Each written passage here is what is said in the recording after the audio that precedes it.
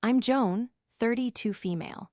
I live in a quiet apartment downtown that's just big enough for me and my cat, with a second bedroom I converted into a home office. By day, I'm a graphic designer for a mid-sized marketing firm, but my real passion is the freelance work I do on the side, building brand identities for small businesses. My life has always been a careful balancing act between my career ambitions and my family's expectations. For years, I was the reliable one, the go-to problem solver, the person everyone could count on. I thought that made me a good daughter and a good sister. It turns out, it just made me a convenient doormat. This is the story of how I missed out on the biggest opportunity of my career because of a family emergency that wasn't an emergency at all, and how the anger from that betrayal finally forced me to see the truth and reclaim my life. Before this story unfolds, I'd love to connect with you. Please let me know in the comments where you're watching from and what time it is in your corner of the world. It's amazing to see how far these stories can travel. In my family, roles were assigned early and never questioned. My mother, Linda, was the matriarch. A retired teacher, she managed family affairs with the same gentle but unyielding authority she once used to control a classroom of unruly third graders. Her word was law, cloaked in the soft language of love and obligation. My younger sister, Sarah, was the golden child. At 30, she had crafted a life that looked perfect from the outside. A handsome husband, two adorable kids, and a burgeoning career as a social media influencer, which mostly seemed to involve taking beautifully lit photos of her perfect life and getting free products. And then there was me, Joan. I was the responsible one, the reliable one, the one who lived alone, had a stable but demanding job, and was therefore assumed to have an infinite supply of free time and disposable energy. This assumption formed the bedrock of what I now call the unspoken agreement. The agreement was simple. My time was less valuable than anyone else's. My career was a hobby compared to Sarah's brand building. My need for rest was a luxury compared to her exhaustion as a mother. My social life was optional, easily canceled to accommodate the latest family crisis, which, more often than not, involved Sarah needing a babysitter. It was never a discussion. It was a summons. My phone would ring, and my mother's voice, full of feigned sympathy for my busy schedule, would explain the situation. "Joan, dear," she'd start, "I know you're busy, but Sarah is in a real bind. Her regular sitter canceled, and she has a very important networking event she simply cannot miss. You know how crucial these things are for her business." Or it would be Sarah herself, her voice a frantic whisper, "Joan, you have to help me. Liam has a fever and can't go to daycare, and I have a deadline for a sponsored post that's worth a fortune. I'll be back in a few hours, I promise. You're a lifesaver." I always said yes, every single time. Part of it was guilt, expertly applied by my mother. Part of it was a genuine desire to help my sister, whom I loved despite her flair for the dramatic. But a larger part, a part I didn't want to admit for a long time, was the ingrained belief that this was my role. To sacrifice. To be the support beam that allowed the rest of the family structure to stand tall and look pretty. My own needs were secondary. The freelance projects I pushed to late at night, the dates I canceled, the quiet evenings I had planned for myself that vanished in a flurry of juice boxes and cartoon theme songs. They were all acceptable losses in service of the family. My best friend, Emily, saw it for what it was. A financial advisor with a mind as sharp as a spreadsheet, Emily dealt in facts and figures, not guilt and obligation. We'd been friends since college, and she was the only person who saw past the helpful daughter facade. "It's not help, Joan," she told me over coffee one afternoon, after I'd recounted having to bail on our weekend plans to watch my niece and nephew. "It's exploitation. They have monetized your love. You are providing a professional service. For free, that would cost them hundreds of dollars a week otherwise. Do they ever offer to pay you, or even trade favors? When was the last time Sarah did something for you that genuinely cost her something?" I had no answer. The truth was, she never had. Sarah's favors were things like offering me a discount code for a meal kit service she was promoting, or giving me a bottle of face serum she'd gotten for free. The scales were so laughably unbalanced. It was a miracle I hadn't noticed sooner. The unspoken agreement extended beyond just babysitting. It was financial, too. When I got my first big bonus, my mother suggested I help Sarah out with a down payment for her new car. When Sarah wanted to renovate her kitchen, it was underst. Ooh, that I would contribute because I didn't have a mortgage or kids, so what else was I spending my money on? I was the family safety net, the emergency fund, the on-call service provider, all rolled into one. And the worst part, I let it happen. I smiled, wrote the checks, and rearranged my life, all for a pat on the head and the title of best sister in the world. My graphic design career was my sanctuary. In my work, I had control. I could create order from chaos, build something beautiful and functional out of nothing. I was good at it, too. I had recently been put on a major project at my firm, designing a complete rebranding for a huge tech company. It was the kind of project that could define a career, the kind that got you noticed. My boss, Mark, had told me that the lead designer on this project would be in the running for a senior art director position that was opening up at the end of the year.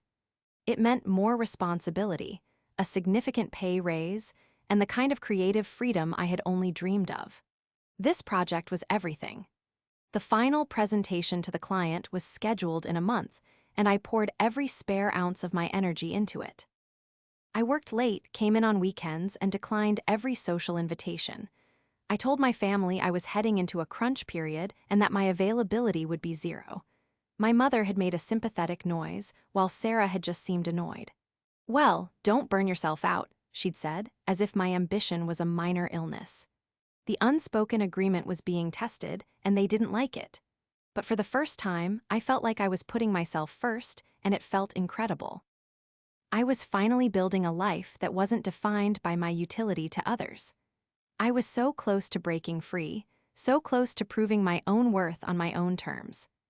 I had no idea that the foundations of that old agreement were about to be shaken by a lie so blatant, so disrespectful, that it would force me to tear the whole structure down myself. The month leading up to the final presentation was a blur of caffeine, color palettes, and sleepless nights. I lived and breathed the project. My apartment was wallpapered with mock-ups and brand guidelines. I dreamed in Pantone colors. This wasn't just a job, it was my ticket to a new life, a life where I was in the driver's seat. The senior art director position wasn't just a title, it was validation. It was proof that all my hard work, all the nights I spent honing my skills while my friends were out socializing, had meant something. My boss, Mark, was impressed. He'd stop by my desk, nodding in approval at my progress. "This is stellar work, Joan," he said a week before the presentation. "The partners from the head office are flying in for this. You nail this, and that art director job is yours to lose." The pressure was immense, but so was the exhilaration. I was on the cusp of everything I'd ever wanted. The presentation was scheduled for a Friday at 2:00 p.m. I had spent the entire week rehearsing, fine-tuning every slide, anticipating every possible question the client might ask. I had my outfit picked out, a navy blue power suit that made me feel like I could command a room. Thursday night, I did one final run-through, then shut my laptop and decided to get a good night's sleep. I felt a sense of calm confidence I hadn't felt in years. Everything was perfect. At 7:15 Friday morning, my phone rang. It was Sarah. My stomach immediately clenched. She never called this early unless it was an emergency. "Joan? Oh, thank God you answered," she said, her voice thick with manufactured panic. "I am in a massive, massive crisis. You have to help me." I took a deep breath, picturing my perfectly planned day derailing before it had even begun. "What's wrong, Sarah?" I asked, my voice tight. "It's Kevin," she said, referring to her husband. "His appendix burst last night. We were in the ER until 4 a.m. He just got out of surgery. He's okay, but he's in a lot of pain, and I need to be at the hospital with him today. The problem is the kids. I have no one. My regular sitter is out of town, and Kevin's parents are on a cruise. I have no one else to call." The words hung in the air, a perfectly crafted trap. An appendix, surgery, a husband in the hospital. It was the nuclear option of excuses, impossible to refuse without looking like a monster. I felt the walls of my ambition closing in. Sarah, today is my big presentation, I said, my voice pleading. The biggest one of my career, I can't miss it. A presentation? She scoffed, a hint of her usual entitlement seeping through the panic. Joan, my husband just had emergency surgery. This is a real crisis, not some work meeting. It's just for one day. I'll be home by 6, I promise. Please, I'm begging you. I wouldn't ask if it wasn't a true emergency. My mind was racing. I could say no. I could tell her to find someone else. But who? And then the next call would come, the one from my mother, our voice dripping with disappointment. Joan, I can't believe you'd abandon your sister in her time of need. Family comes first. That job will still be there tomorrow. Your family might not be. I could hear her words as clearly as if she were in the room. The weight of years of conditioning, of being the reliable one, pressed down on me. My perfectly planned day, my suit, the confident woman who was ready to take on the world, it all started to crumble. My dream was being pitted against my duty, and duty had a stronger grip. Okay, I whispered, the word tasting like ash in my mouth. I'll do it. The relief in Sarah's voice was immediate and sickeningly sweet. Oh, thank you, Joan. You are the absolute best sister. I don't know what I'd do without you. I'll drop the kids off around 8:30. I owe you big time. She hung up before I could say another word. I sank onto my bed, the navy blue suit hanging on my closet door mocking me. My hands were shaking. I had to call Mark. It was the most difficult phone call I've ever had to make. I explained there was a family medical emergency that I absolutely could not get out of. He was quiet for a moment. I understand, Joan, he said, but his voice was flat, all the earlier warmth gone. Family is important. My co-presenter, Alan, can handle it. Don't worry about it. But I knew what that meant. Alan, my professional rival who had been competing for the same promotion, would now be the sole hero of the presentation I had built from the ground up. He would get the credit. He would get the promotion. In the space of a 10-minute phone call, my dream had been handed to someone else. At 8:30, Sarah arrived. She looked tired but not distraught. She gave me a hurried hug, passed me a diaper bag, and rattled off a list of instructions. Their lunch is in the bag, nap time is at 1, try not to let them have too much screen time. She didn't ask how I was. She didn't acknowledge the magnitude of what I was giving up. She just saw a problem that was now solved. As she turned to leave, I stopped her. Hey, Sarah? She turned back, impatient. Yeah. I hope Kevin feels better. Text me an update when you can. Oh, right. Yeah, of course, she said, already halfway out the door. Thanks again, you're a lifesaver. And then she was gone. I closed the door and leaned against it, listening to the sounds of my niece and nephew squabbling over a toy in my living room. At 2:00 p.m., while Alan was dazzling the clients with my work, I was wiping apple sauce off my face. It was the longest, most miserable day of my life. I felt a profound sense of loss, a hollowed-out feeling in my chest that ached with the weight of my sacrifice. A sacrifice I made for family.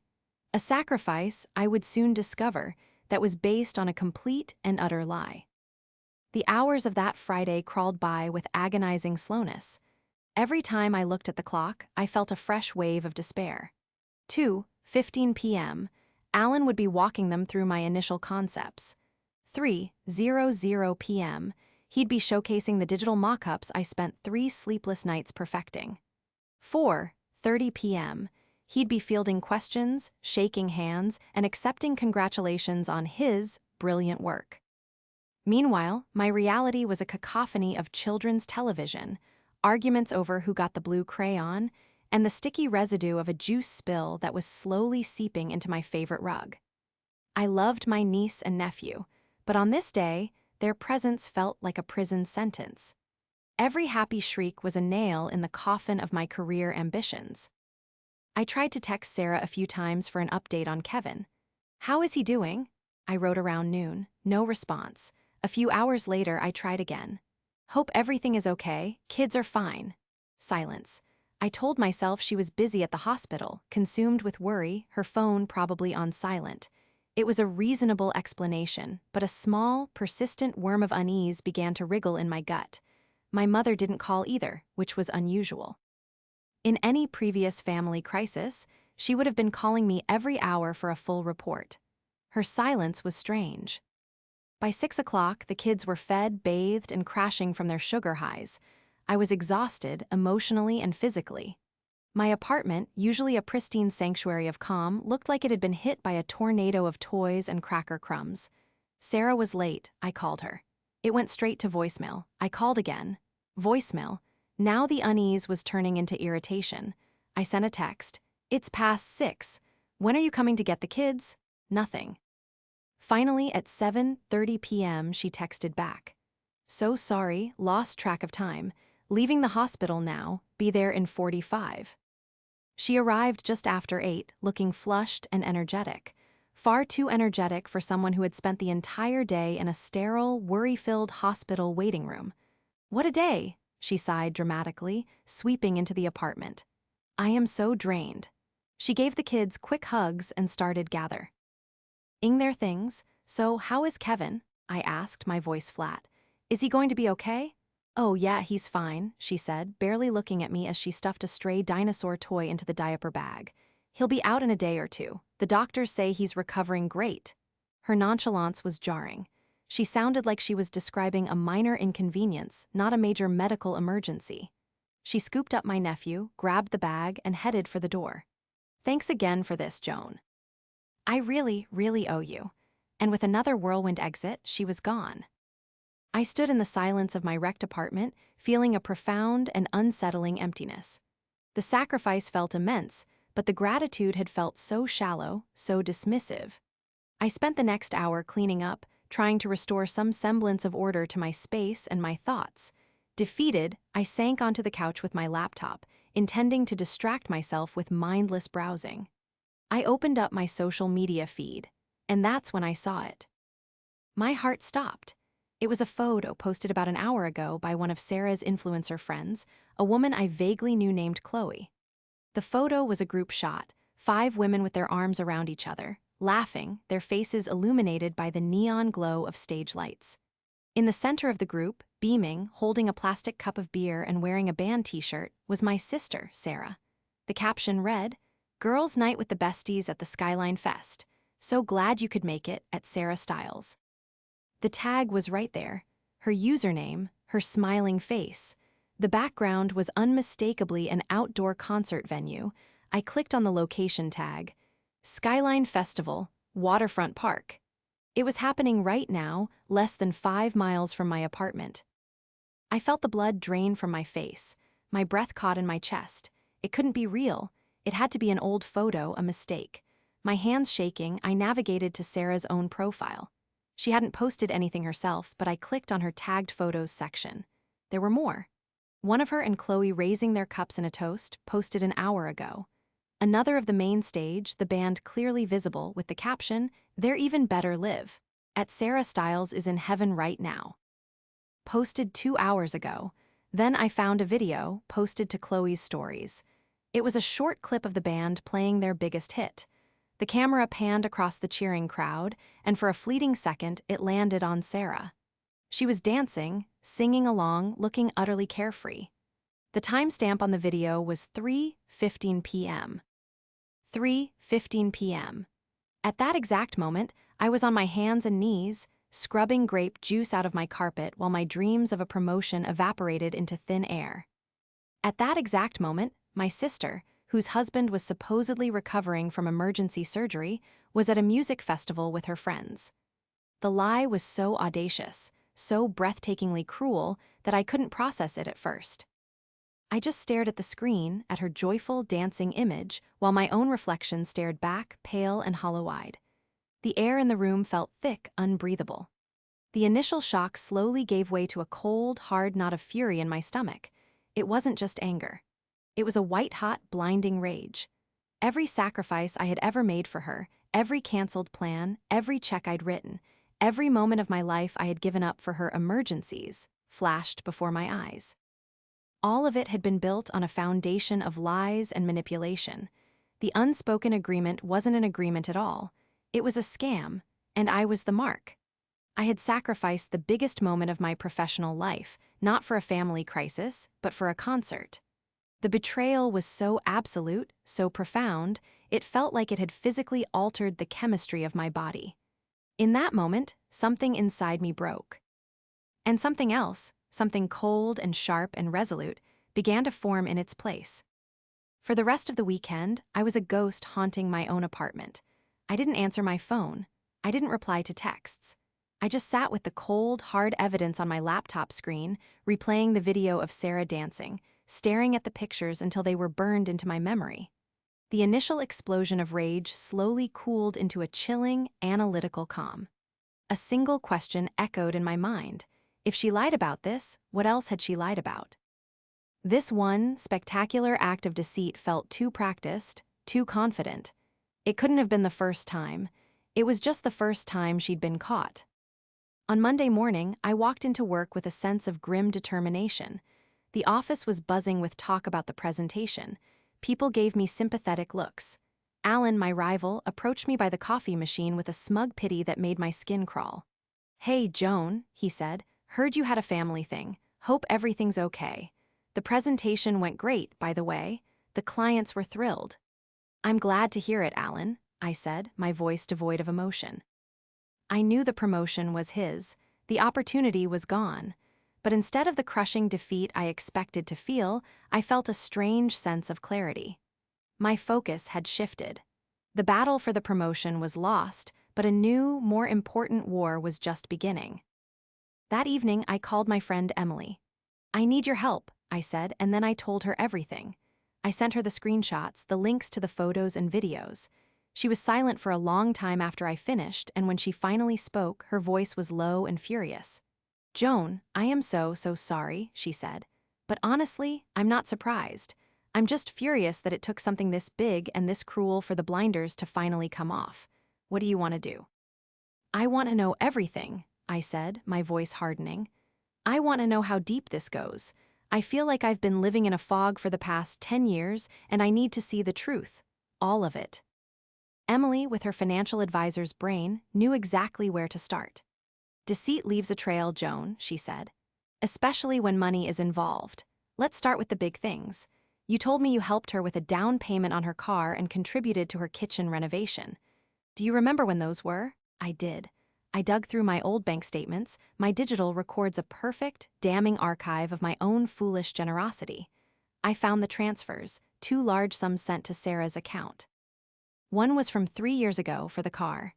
The other was from last year for the kitchen. Emily had me do something I'd never thought to do before, cross-reference the dates. "Look at her social media from around the same time," she suggested. "Go back through her posts, her husband's posts, her friends' posts. Look for trips, big purchases, anything that doesn't line up with a 'we're broke and need help' narrative." So I started digging. It was like being an archaeologist of my own exploitation.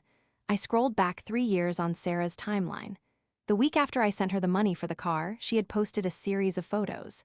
They were from a luxury, all-inclusive resort in Mexico. The caption read, "Surprise anniversary trip from my amazing hubby. He's the best. Blessed getaway." My money, which was supposed to be for a reliable family vehicle, had funded a tropical vacation. My stomach turned. It was the same story with the kitchen renovation money. 2 weeks after my transfer, her husband posted an album titled Vegas Trip. There were pictures of them at fancy restaurants, holding giant souvenir cocktails, standing in front of famous casinos. They hadn't renovated their kitchen. They had taken my contribution and blown it on a weekend in Las Vegas. The more I looked, the more I found. The pattern was undeniable. Every major emergency that required my financial assistance was immediately followed by a lavish, unbudgeted expense. The time she needed help with a leaky roof repair. It coincided with her buying a ridiculously expensive designer handbag she flaunted in a post a few days later. The time her son needed emergency dental work. It was the same week she and Kevin bought front-row tickets to a professional basketball game. And the babysitting, oh, the babysitting. I went through our old text messages, a painful log of my canceled plans and her last-minute pleas. The sick child that prevented her from going to a friend's baby shower corresponded with a day spa receipt I saw in the background of one of her Instagram stories. The important networking dinner was the opening night of a blockbuster movie. It was all there, hidden in plain sight. a tapestry of lies I had been too trusting, too busy, too beaten down by obligation to see.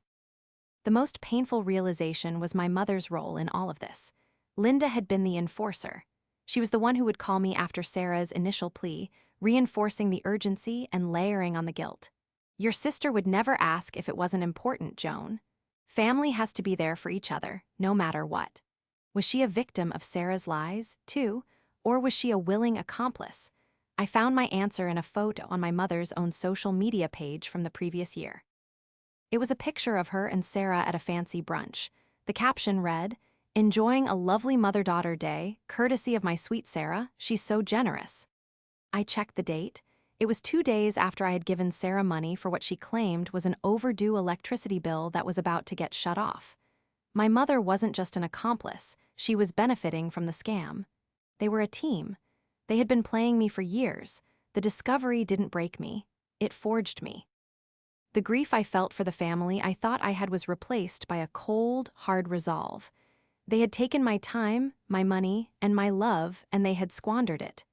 They had treated my life as a resource to be plundered for their own selfish desires. The investigation was over. I had the truth, and now I had to decide what to do with it. The truth was a bitter pill, but swallowing it was strangely liberating. The fog of obligation that had clouded my judgment for years had finally lifted, and I could see my family dynamic for what it was, a parasitic relationship where I was the host. There was no going back to the way things were. I couldn't unsee the lies, and I couldn't forgive the betrayal. Anger was a powerful motivator, but I knew that a messy, screaming confrontation would get me nowhere. They would just twist my words, call me hysterical, and gaslight me until I doubted my own sanity. I had played their game by their rules for far too long. Now, it was time to create my own. I met Emily for dinner, my laptop open on the table between us. I had organized my findings into a spreadsheet: dates, amounts of money given, the supposed reason, and the corresponding evidence of their real expenditure. Emily looked it over, her expression a mixture of fury and professional admiration. "Wow," she breathed.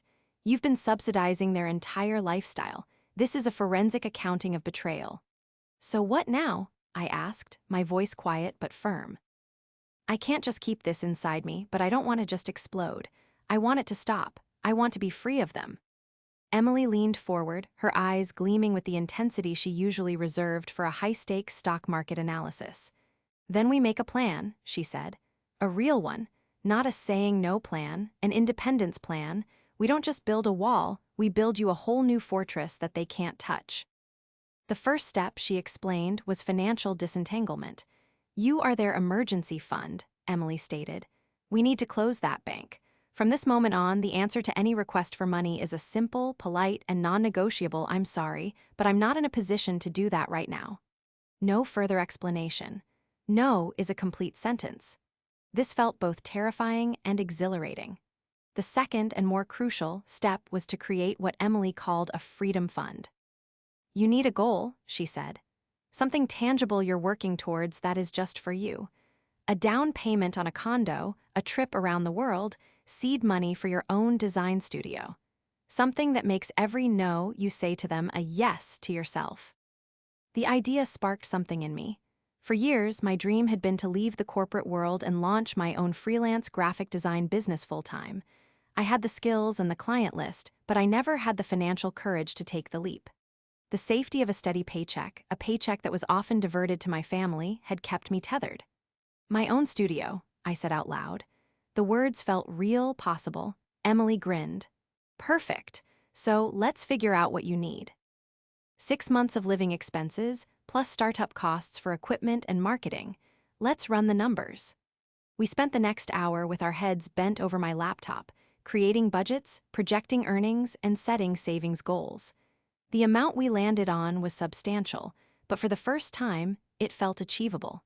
Every dollar I didn't give to Sarah was a dollar invested in my own future. The plan wasn't just financial, it was logistical. I started quietly taking on more freelance work, using the evenings I would have spent babysitting to build my portfolio and my savings.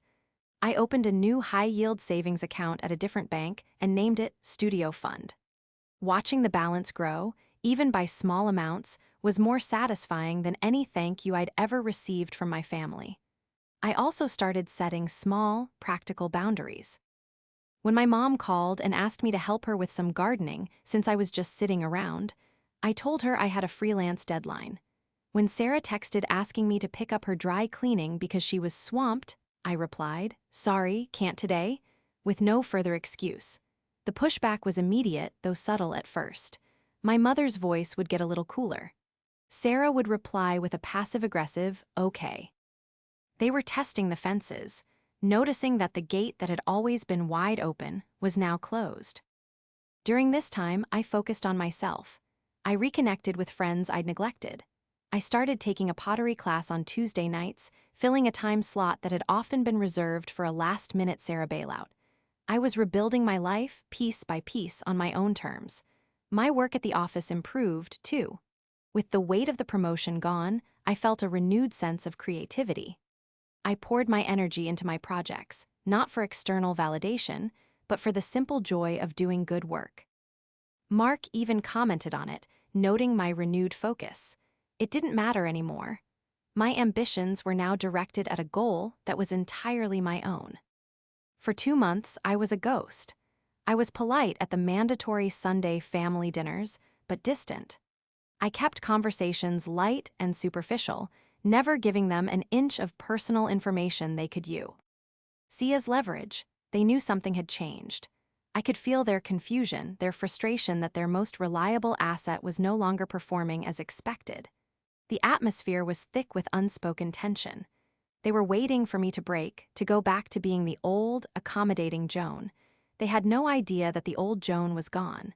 I was just waiting for the right moment, the one final, inevitable request to show them who I had become. The foundation for my new life was laid. All it needed was a fuse to be lit. And I knew, with absolute certainty, that Sarah would be the one to hand me the match. The call came on a Wednesday afternoon, almost 3 months after the concert incident. I had just deposited a significant check from a new freelance client into my studio fund, and I was feeling a surge of pride and independence. My new life was taking shape, built brick by brick with every boundary I set and every dollar I saved. When Sarah's name flashed on my phone screen, I didn't feel the usual spike of anxiety. Instead, I felt a calm, steady readiness. This was it. "Joan, hey," she said, her voice unnaturally cheerful. It was the voice she used when she was about to ask for something big.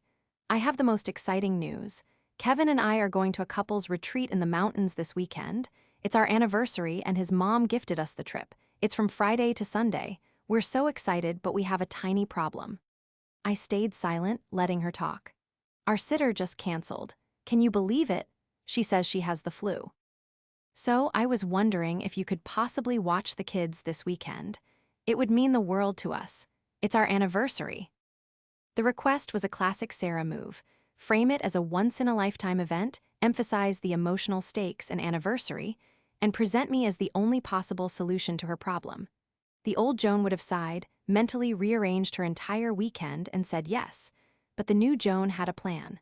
"A whole weekend is a lot, Sarah," I said, my voice neutral.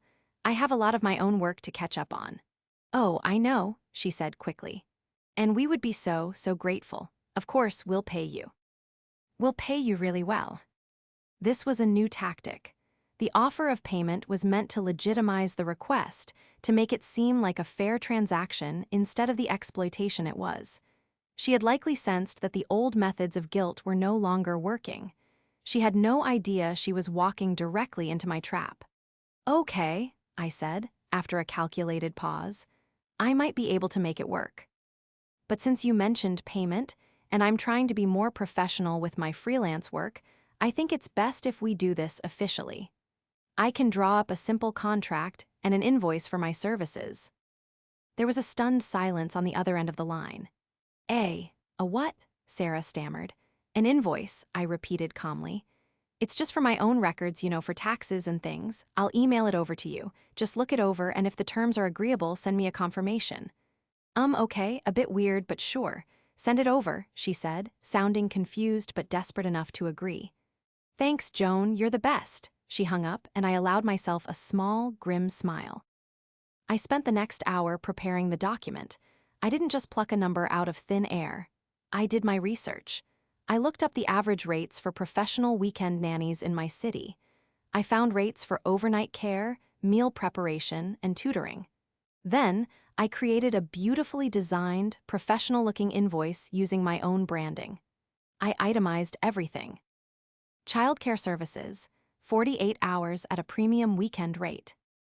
Overnight premium surcharge, 2 nights. Meal preparation, for 6 meals plus snacks. Educational activities tutoring. I factored in time I'd spend helping my nephew with his reading. Last-minute booking fee. A 25% surcharge, as was standard in the industry for bookings with less than 48 hours notice. The grand total came to an amount that was fair market value, but I knew it would be absolutely shocking to them. It was a little over $1,000. At the bottom of the invoice, in clear, professional language, I added the payment terms. 50% deposit due upon confirmation. Remaining 50% due upon completion of services. I attached it to an email with the subject line, Babysitting Services Contract and Invoice, and sent it to both Sarah and her husband. Then I sat back and waited. It took less than 10 minutes for my phone to explode. It was my mother. "Joan, what is the meaning of this?" she demanded, her voice shaking with outrage. "Sarah just sent me this ridiculous bill. Are you out of your mind? You're charging your own sister to watch her children?" "Hello, Mom," I said calmly. "Sarah offered to pay me for my professional services, so I provided her with a professional invoice. It's standard practice." "This is not a business, this is family," she shrieked. "Why?" "Oh, are being selfish and materialistic. After everything we've done for you." "What have you done for me?" I asked, my voice dangerously quiet. "What have you done besides teach me that my time, my career, and my money are resources for you and Sarah to use as you please?" She was sputtering, unable to form a coherent sentence. While she was catching her breath, a text from Sarah came through. It was a string of angry emojis followed by, $1,000. "Are you joking?" I replied to her text simply. "Those are my professional rates. The offer is on the table if you'd like to accept." My mother was still yelling in my ear. "You will come over here right now and we will sort this out." "No," I said, the word feeling powerful and clean. "I won't be doing that. My terms are in the email.